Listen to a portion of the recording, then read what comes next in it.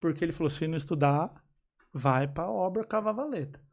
E eu via, mano, que pra ele trazer o sustento pra dentro de casa era muito trabalhoso.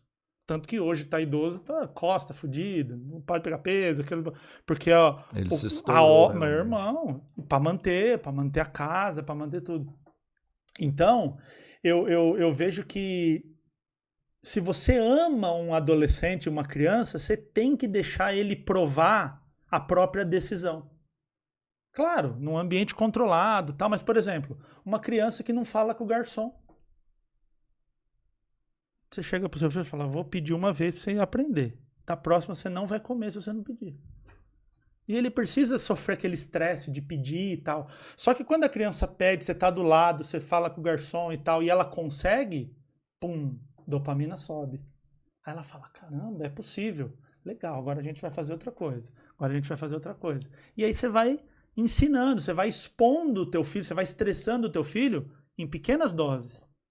Ah, meu filho não fala com ninguém. Bota ele num palco com 1000 pessoas e fala, se não falar, eu vou aí te quebrar. Você traumatiza, não é isso. É aos pouquinhos. Fala com o garçom. Ah, eu quero um presente, um brinquedo. Muito bom. Vamos no shopping. Chega na loja e fala. Chama aquele vendedor, escolhe o brinquedo, vai lá. A hora de pagar, você me chama, eu vou lá e pago. E se ainda der para dar o cartão na mão dele e ele souber a senha, ele vai lá e paga. Então, é um estresse para a criança, claro.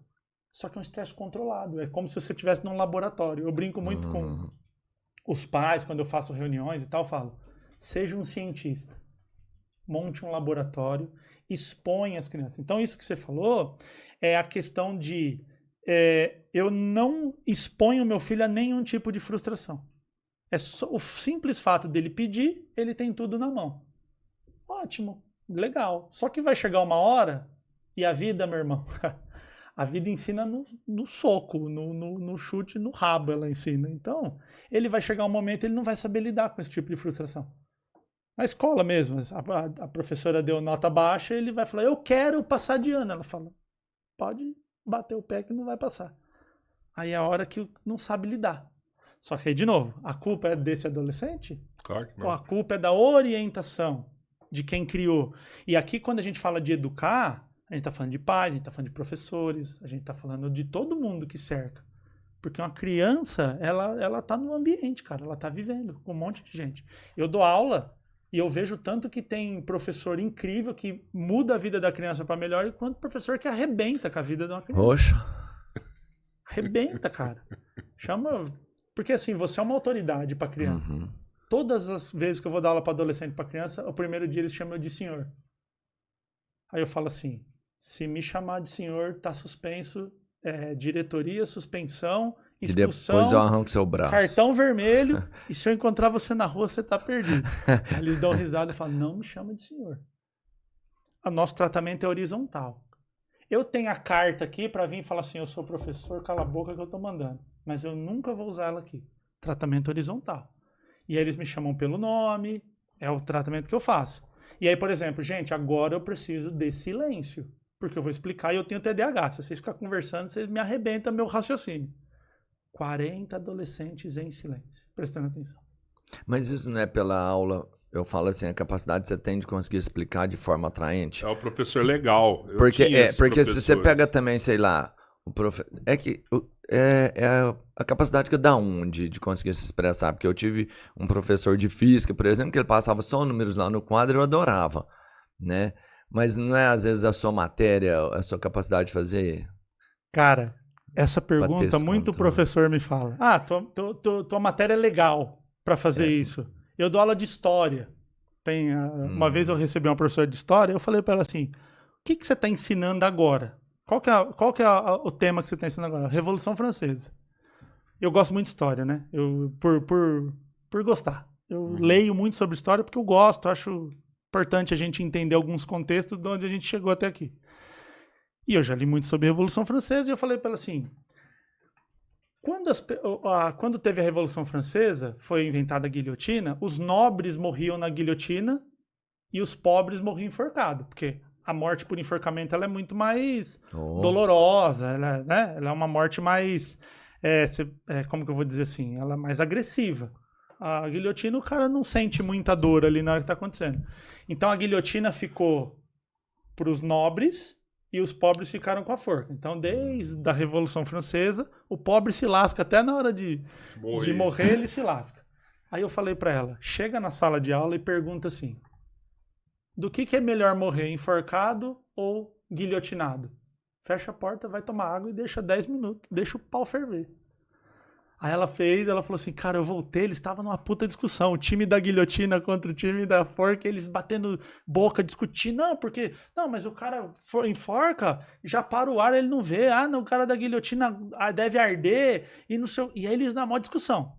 Aí ela falou assim, agora eu vou explicar. E veio e explicou o conceito social da pena de morte na Revolução Francesa.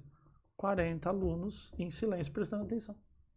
Porque ele consegue ver aquela aplicação colocada numa coisa que ele consegue sentir. Um fato real, né? Adolescente não ouve, adolescente sente. Então, cara, você fica assim, vamos decorar a fórmula de Bhaskara. Todo mundo aqui aprendeu. Se a gente der uma fórmula de Bhaskara agora, provavelmente nós 4 reprova. E a gente aprendeu, a gente passou de ano. Aprendeu, sim. A gente tem o diploma. Eu tenho uma enteada de 13 anos. Tá no 7º ano, 7º ano. Meu irmão, você vê as atividades, você fala, como é que eu não sei isso? Como é que eu não sei isso se eu sou formado? Eu tenho formação no ensino fundamental. Tenho. Mas e aí, o que falta nesse professor? É método de ensino? É pedagogia? O cara sabe ensinar, mas não sabe o que ele vai ensinar? Esse dia a gente falou isso aqui, o povo quase matou a gente. Não, mas... E assim, cara, é uma coisa que fique muito clara. O professor toma pedrada porque ele está na ponta do processo. Sim. Mas isso vem de cima.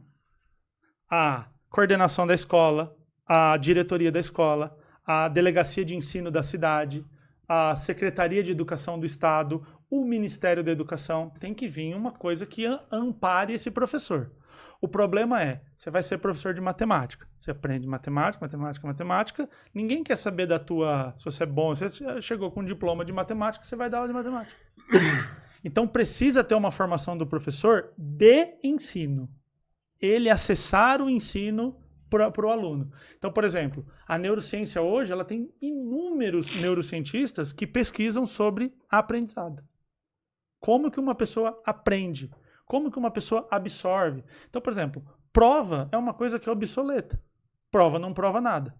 Só que eu, professor da escola pública, falar assim, não vou dar prova porque eu não quero. Não pode. Ele tem que dar prova, porque o ministério... Entendeu? Então, o professor, é o que eu digo assim, o professor é uma engrenagem. Parte do problema é do professor. Porque tem muito professor também que ele chega assim, eu vou passar minha matéria aqui, aprendeu, não aprendeu. Uhum. Nossa, mas como que você deixa uma prova obsoleta? Hoje tudo na vida é prova. Então, mas não, o conceito de prova é obsoleto. Eu vou te dar um exemplo. Você não dormiu a noite anterior. Pronto, a tua performance já arrebentou. Sabe uma coisa que eu já fiz? Mas ela é necessária. É o que tem hoje, né? Mas eu acho que não é o melhor método de avaliação. Vou te dar um exemplo. Bora.